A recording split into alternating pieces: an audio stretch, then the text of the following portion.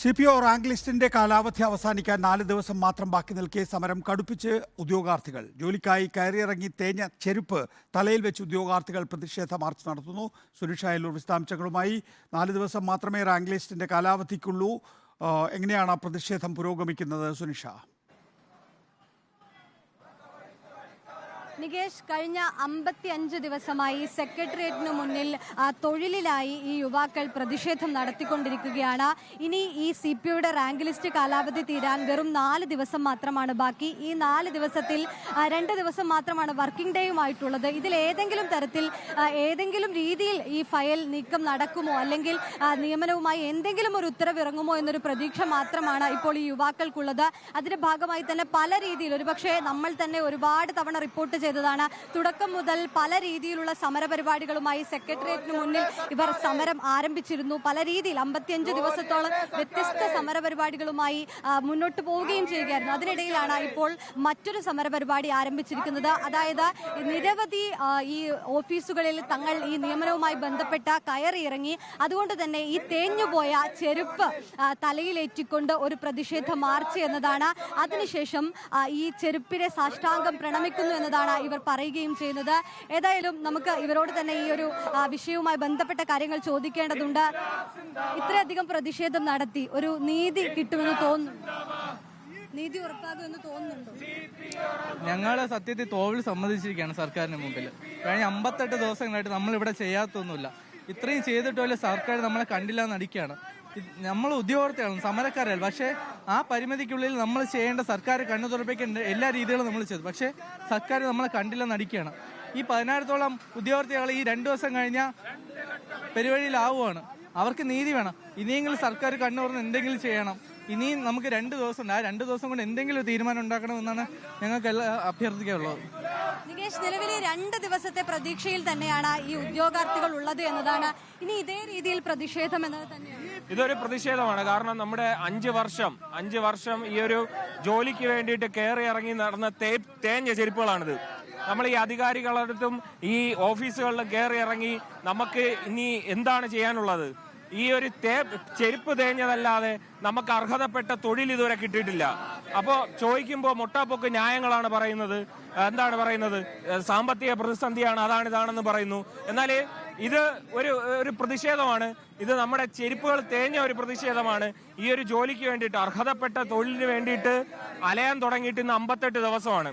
ഈ 58 ദിവസം കൊണ്ട് ഗവൺമെന്റ് കണ്ണു തുറക്കുന്നില്ല എന്നുള്ളതാണ് നമുക്ക് പറയാനായിട്ടുള്ളത്. ഇതിൽ നിന്ന് നമുക്ക് കിട്ടിയത് തേഞ്ഞ കുറച്ച് ചെരുപ്പുകൾ മാത്രമാണ്.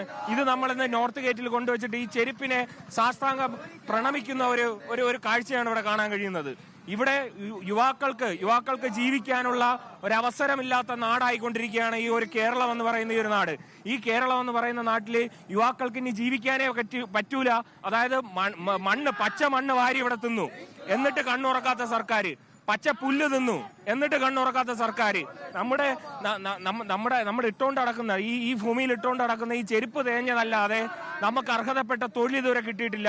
5 വർഷം കൊണ്ട് ഈ ഉള്ള രാഷ്ട്രീയക്കാരടുത്തും ഈ ഉള്ള സർക്കാർ ഓഫീസുകളിലും കയറി ഇറങ്ങി നടന്ന ചെരുപ്പ് തേഞ്ഞ ചെരുപ്പാണ്.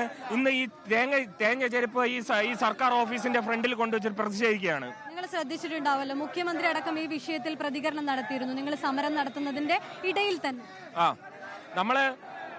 നമ്മൾ സമരം നടത്തുന്നതിന്റെ ഇടയിൽ തന്നെ മുഖ്യമന്ത്രി പ്രതികരിച്ച എന്താണ്? കുറെ കള്ളക്കണക്കുകളാണ് കൊണ്ടുവന്നത്. കുറെ കള്ളക്കണക്ക് എന്ന് പറയുന്നത് എന്താണ്? നമ്മുടെ വനിതാ പോലീസിനും ടെലികമ്മ്യൂണിക്കേഷൻ വിഭാഗത്തിനും എല്ലാവർക്കും കൊടുത്ത വേക്കൻസികൾ നമുക്ക് തന്നു എന്നും പറഞ്ഞിട്ടാണ് മുഖ്യമന്ത്രി ഒരു കള്ളക്കണക്ക് കൊണ്ടുവന്നത്. എന്നാൽ അതൊരു കള്ളക്കണക്ക് മാത്രമാണ്.